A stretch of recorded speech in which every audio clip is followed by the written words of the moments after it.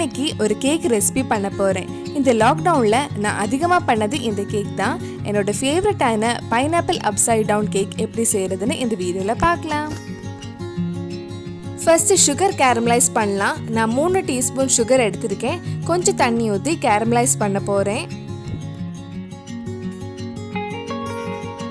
Sugar caramelise ஆனதும் 1 table spoon butter ஊற்றி melt பண்ணலாம்.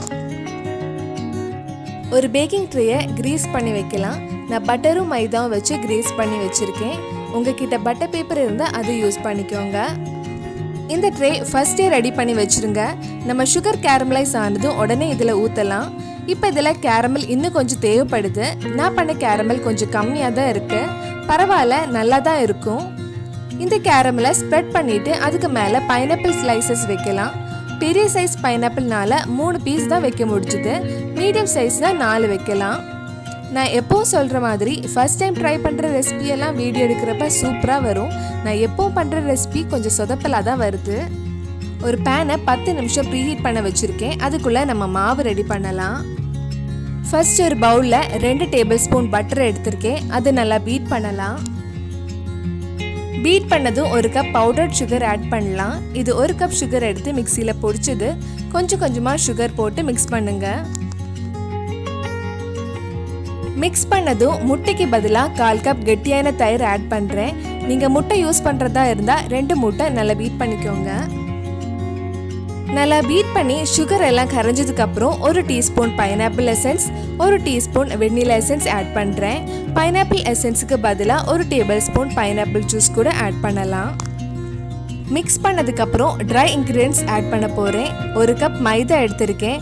அது அரிச்சு போடலாம்.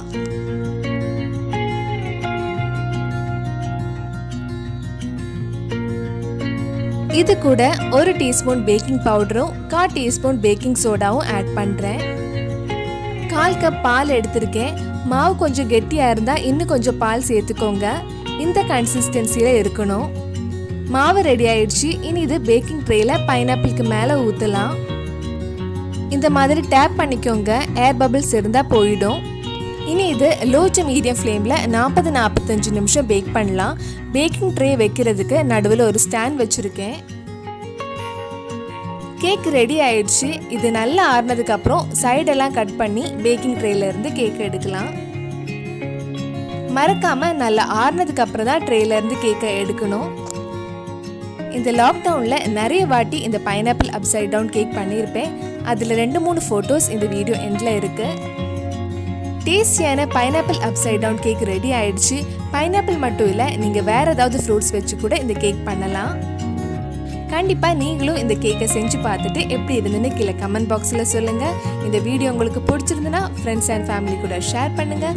மறக்காமல் நம்ம சேனலையும் சப்ஸ்கிரைப் பண்ணிடுங்க.